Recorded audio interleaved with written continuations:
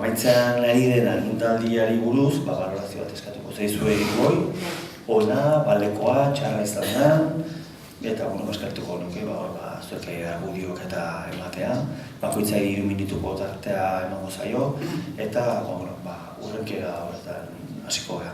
Gure ustez, azken agintaldia oso ona izan da.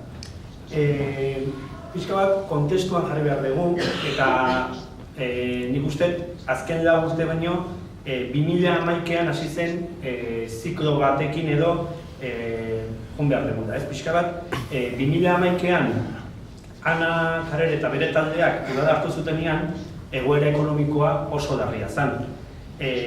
Soldatak eta fakturak ordaintzeko nahiko dirurik ez zegoen. Orduan, lehentasuna lehenengo agintaldi horretan egoera ekonomikoari buelta eman eta politika egiteko modu berri bat finkatzea izan zen.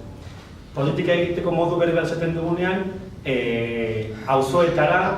auzoetako bilera deituz eta atari erikiz herritarrekiko hurbil egongo zen politika bateko oinarria jarri ziren. Bigarrengo agintaldi honetan gauzak bestelakoak izan dira. EH Bilduk argi zeukan egoera hori lehenengo agintaldian, Jonik onartzen bezala, aurrekontuak etzian onartzen eta egoera blokeatua zegoen. Eta EH Bilduk argi zeukan bigarrengo agintaldi honetan egoera desblokeatu behar zala. Eta desblokatu behar zala, negoziazio eta akordioen bidez.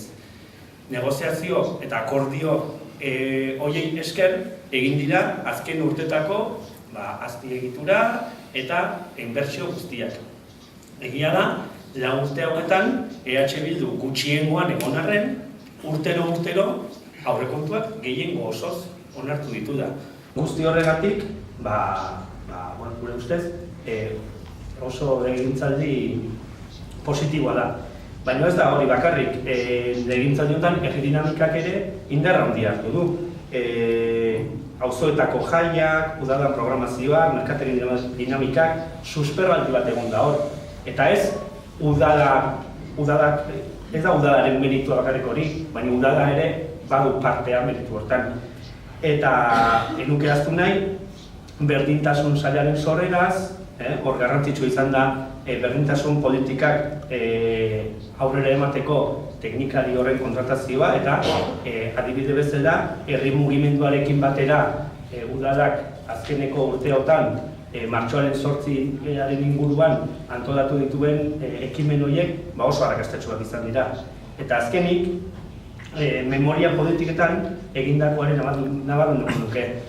Oso gai garrantzitsua eta dedikatua da, nire ustez azken 4 urteotan oinarri batzuk jarri dira, eta orain, legegintzaldi berri honetan, oinarri horiek sakontzea topatzen zen. Udaldetik ez gara hain zoriontsu izango, suposatuko dezuen bezalaxe.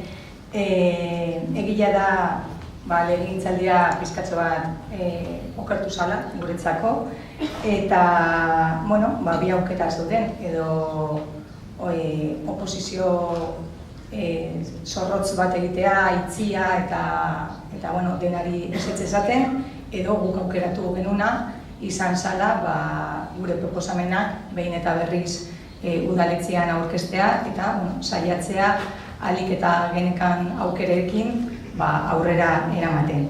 Horretarako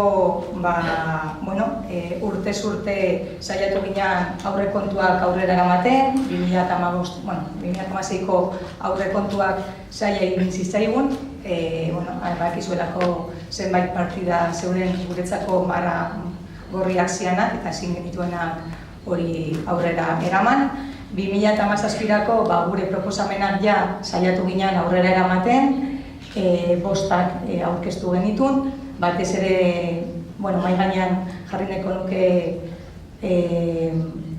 deitzen dana parkeena, estaliak jartzeko, eta momentu hortan eseskoa jaso genuen udal gobernu taldetik, baina ez saiatu ginen berriro aurrera eramaten. Baita 2018an beste zenbait proposamenak genitun, baita ere eseskoak jaso genitun, eta 2019an baita beste 4 proposamenak aurkeztu genitun, aldi honetan bietari baiezkoa eman ziguten, baita ere baldintzatuta, baina azkenean lortu genuen horiek aurrera eramatia. Eta esaten genuen bezala, naiz eta aurrekontuak ez onartu, egia da, kreditu aldaketa guztiak gure babesa izan dutela, ia guztiak, eta tasetan, aurten, bai uraren erresiboa eta organikoa biziklatuz ezkero, hogarro baria handiagoa izan dute herritarrok. Gure ustez oposizio kritikoa eta konstruktiboa egin dugu, argudioekin, proposamenekin, eta beti kontuan izan da andoaindarrok, herritarrok gure lehentasuna zaretela, eta hori beti gure proiektu eta proposamen guztietan zentrua izan zeate. Gakoak entzun da, badirudi izugarrizko legealdia egin dutela denak. Ni egin duen bezala memoria pixka bat egoet, eta kokatuko naiz 2011 urtean. 2011 urtean, hauteskunde ondoren, Bildu sartzen da gobernuan, eta egia da udaletxeko egoera ekonomikoa oso txarra zen. Alderdi sozialistak hainbeste urtetan egindako gestio kaskarraren ondorioz, egoera ekonomiko izugarri txarra zegoen udaletxean. Bildu legealdi horretan, guretzako, ez zuen jakin aurre egiten egoera ekonomiko txar hori. Orduan, ezarri zuen inposizioaren politika. Inposizioaren politika eman zuen aurrera urte guzti horietan, eta 2015ko hauteskundeetan zigorra jaso zuen. Eta zigorra jaso ondoren, orduan, konturatu ziren, beraien jarrera edo lan egiteko modua aldatu egin behar zela. Orduan hasi ziren hitz egiten, ondokoekin. Eta hitz egiten hasi zirenean, gu bertan egon ginen. Guk ahalbidetu genituen 2016 eta 2017ko aurrekontuak. Hor, inflexio puntu izugarria sortzen da. Ze momentu hori iritsi arte, ez zen halako inbertsiorik egin aspalditik Andoainan. Eta hori, puntu garrantzitsu bat, inflexio puntu garrantzitsu bat da. Baina zer gertatzen da, legealdi erdialdean, alderdi sozialistako kide batek alderdi disiplina uzten du, eta Andoaingo udaletxean gehiengoak aldatu egiten dira.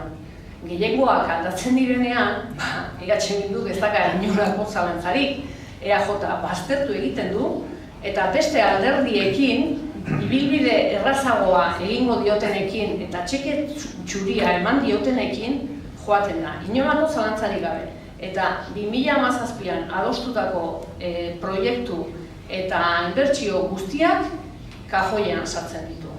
Hori izan da, guretzako legealdi honetan pasadena, eta bestetik, sozialistek esaten dut proposamenak luzatu dituztela, guk hartu duguna izan da ezezkoaren politika. Ez inbertsioei, ez proiektuei, ez aurrekontuei, ez denari.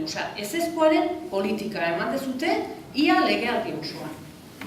Orduan, gure ikuspuntua horixe da.